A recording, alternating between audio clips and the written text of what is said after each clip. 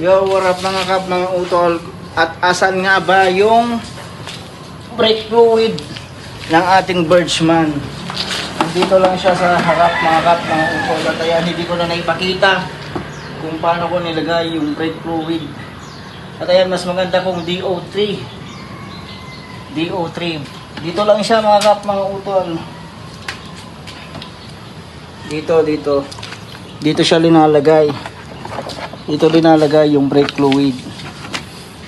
At ako na rin ang nagme-mekaniko nitong aming sasakyan.